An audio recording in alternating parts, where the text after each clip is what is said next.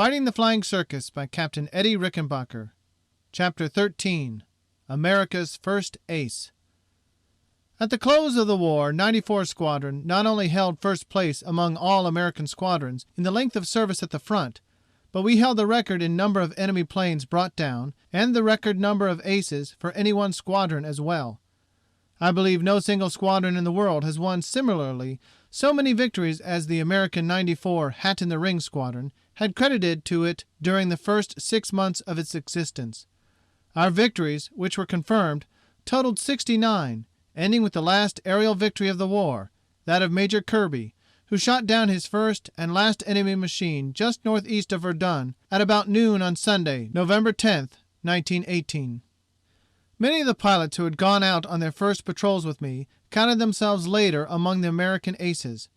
While many Americans had secured 5 or more victories in the air before the pilots of 94 began their full strides, these early aces, such as Loughbury, Bayliss, and Putnam of French escadrilles, and Warman, Libby, and McGowan, who were enrolled with the British, all were trained under foreign methods and flew foreign machines. The first official American ace is therefore claimed by our squadron. This Simon Pure American air fighter, who entered the war with the Americans, received his training with Americans, and did all his fighting with the Americans, was Lieutenant Douglas Campbell of San Jose, California. Douglas Campbell was 22 years of age when he made his first trip over the lines. His father was the head of the Lick Observatory on Mount Hamilton, California. Douglas had received an unusually good schooling before he entered the war, being an old boy of Hotchkiss and later graduating at Harvard with the class of 1917. The outbreak of the war caught him traveling in Austria with his family. They avoided the active theater of war by going through Russia and getting thence from Denmark to England. After finishing his college course, Doug began preparing for aviation by entering the ground school work at Cornell University. He was among the first cadets to be sent to France, arriving in Paris in August 1917. He had not as yet received any training in flying, but was thoroughly familiar with wireless operation, aerial navigation, and aeroplane motors. Made adjutant under Captain Miller, who was then in command of the American Flying School at Issoudun, Lieutenant Campbell had great difficulty in extricating himself from this indoors work, where every day's stay made him more and more valuable to his superiors. He determined to learn to fly, with the expectation that, once possessed of his wings, he might find his transfer to an active service at the front more quickly obtainable. There were no beginners' training machines at Issoudun. Only the 23 model Nieuport were there. Pilots were supposed to receive initial training on the slower Curtiss machines or the Caudreau before attempting to fly the fast Nieuport, but Campbell feared he would never get necessary permission to take this preliminary training, so he determined to get through without the beginner's course. Little by little he edged his way into the advanced training school. He finally considered himself well enough schooled in the principles of flying to make his first essay on a solo flight. He went up all right, flew away all right, landed all right. In other words, Lieutenant Campbell learned to fly alone on a fast scout machine, a feat I do not remember any other American pilot having duplicated. Douglas Campbell was always a silent and self-possessed fellow. He was popular among his fellows from his first appearance in 94 Squadron. Quiet and thoughtful in manner and gentle in speech when on the ground, Lieutenant Campbell in the air was quite a different character. He went after an enemy pilot like a tornado, often exposing himself to deadly openings. His very impetuosity usually saved him from danger, unless his opponent was an old hand at the game and knew how to measure up the proper amount of defensive and offensive tactics in the same maneuver. On May 31st, the day after our big celebration just recorded, Lieutenant Campbell went out on a voluntary patrol alone, i.e., Doug went out looking for trouble. He made quite a long flight inside German lines at a great altitude, but discovering too many enemy airplanes aloft, he decided to return back to the lines. When still 3 or 4 miles behind the German front, he discerned a German Rumpler machine evidently taking photographs of our advanced positions just south of Fleury. Fleury lies just inside our lines about halfway between Pont-à-Mousson and Saint-Mihiel. The Rumpler aeroplane was the machine used by the enemy for observation and photographing. It was a 2-seater, and both the pilot and the observer who sat behind had machine guns so mounted that they covered both the front and the rear. The pilot's gun was fixed, that is, it lay flat on top of the engine hood and could not be raised or lowered. The pilot must raise or lower the nose of the airplane itself to bring his sights upon a target. The bullets shoot straight through the revolving propeller, and the trigger of the gun is so connected with the propeller shaft by synchronizing gear that the hammer of the gun falls only when the propeller blade is out of the way of the issuing bullets. The observer in the rear seat, however, is able to move his twin guns about and point them in any direction. An attack is therefore usually made upon such a machine from a position under its tail. If an attack comes from below the fuselage, the observer cannot shoot without cutting holes through his own tail. The forward pilot cannot use his guns at all.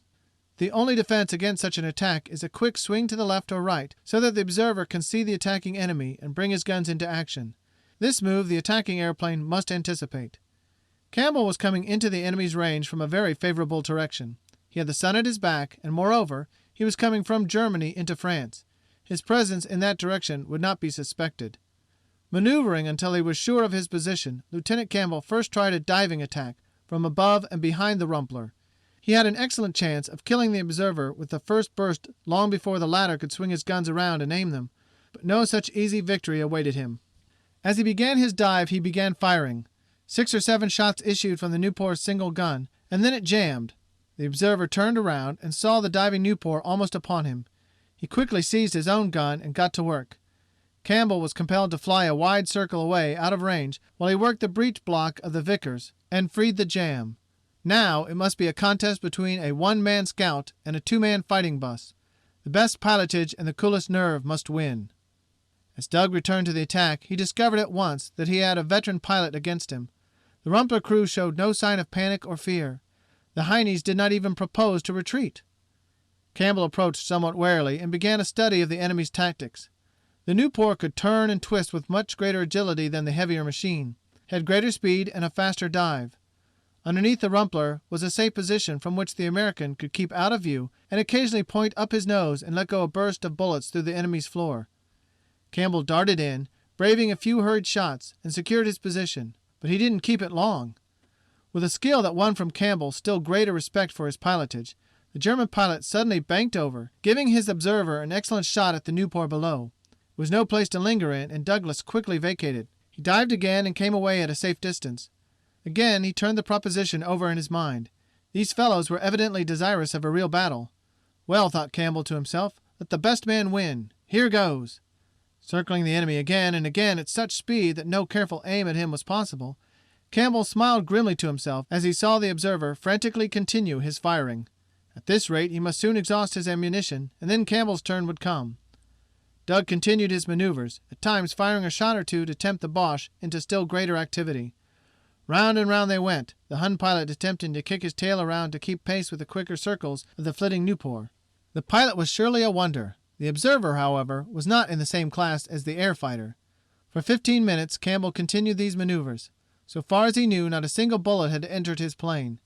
Then suddenly he noticed that the pilot had changed his tactics. Instead of trying to keep the Nieuport within range of the observer, the German pilot was now keeping his tail behind him and sought always to get a shot himself with his forward gun. Campbell flew in closer to the tail to get a look at this situation. Coming in towards the observer from a diagonal direction, Campbell approached within 50 feet of the enemy and saw a curious sight. The observer was standing proudly upright, and his arms were folded. From the edge of his cockpit the empty ammunition belt floated overboard and flapped in the wind. He had indeed exhausted his ammunition and now stood awaiting his doom without a thought of asking for mercy. He wore a haughty expression on his face as he watched the American approach. As Doug said later, he was so impressed with the bravery of the action that he felt he could not continue the combat against an unarmed enemy. The Prussian's expression seemed to say, "Go ahead and shoot me. I know you have won." Upon second thought, Lieutenant Campbell realized that this was not a game in which he was engaged. It was war. These men had photographs of our positions within their cameras which might be the death of hundreds of our boys. They had done their best to kill him, and he had endured their bullets in order to obtain just this opportunity. And the pilot was still continuing his effort to outwit the American and get him beneath his guns. With his next maneuver Campbell began firing. With almost his first burst he saw that he had won. The machine of the enemy suddenly descended very rapidly. The next second it began falling out of control, and a few minutes later Lieutenant Campbell saw its last crash in our lines a few hundred yards north of the little village of Magny-le-Tour. Campbell returned to the field and immediately jumped into a car and drove over to the scene of the crash. Here he quickly found the mangled Rumpler, and in the midst of the debris were the bodies of the two late occupants with whom he had had such a prolonged duel. Both had been killed by the fall. The brave observer whose demeanor had so aroused Campbell's admiration was in truth a Prussian lieutenant. The pilot held the same rank. Both were subsequently given a military funeral, and their personal effects were sent back to Germany in their names.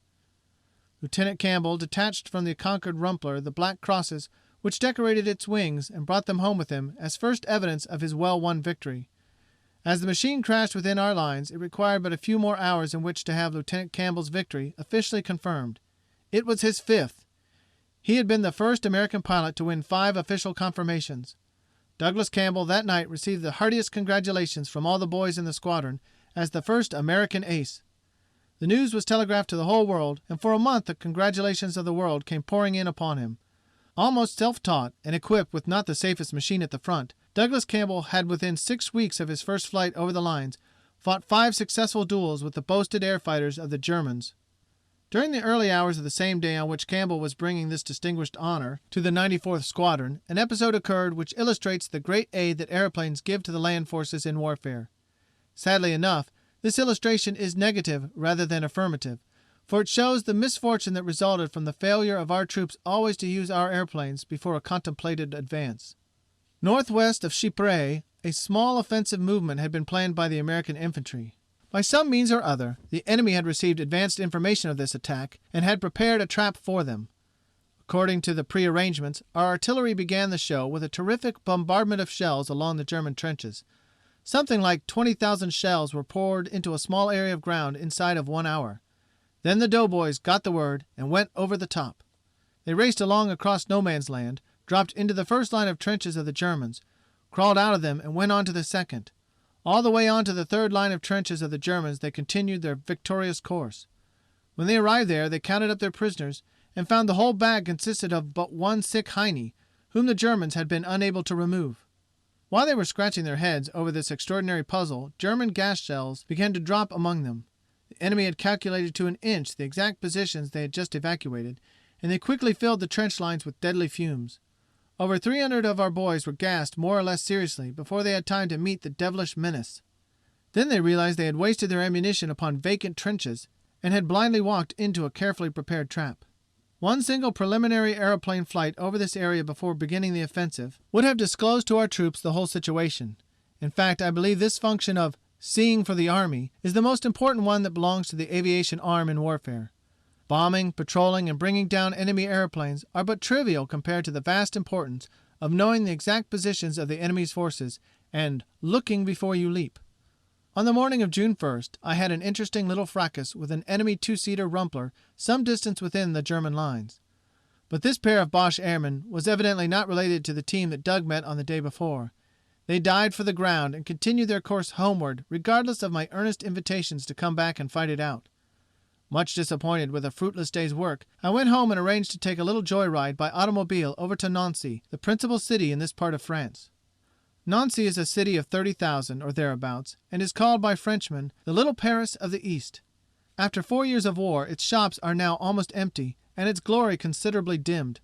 But a visit and walk about the city's streets did all of us good after so many weeks standing on the alert. We heard rumors that the American airplane squadrons were to be moved soon to another sector of the front to meet a big push on Paris that was anticipated. Rumors were rife in Nancy on every topic, however, so we were not fully convinced by them. Nancy is darkened by night, as is every city or village so near the front where bombing raiders may be expected. Nothing daunted by this possibility of a raid, however, we investigated the chances for a good meal as dinner time approached. Imagine our gratification when we stepped into a restaurant on Stanislaw Plaza and found a list of good old American dishes on the menu. Upon inquiry, we found that the place was called Walter's and was quite the most pretentious cafe in Nancy. I called for the proprietor and learned that his name was Walter. He had formerly been chef of the Rickenbacker in New York. Visiting his old home in France, Walter had been caught by the war, joined the infantry, and after a few months at the front was wounded and retired from service. Being a native and lover of France, he decided to stay and see the war out. Accordingly, he selected Little Paris in the East and opened up a first-class restaurant which has now become the favorite rendezvous for the many American officers who find their headquarters in this vicinity.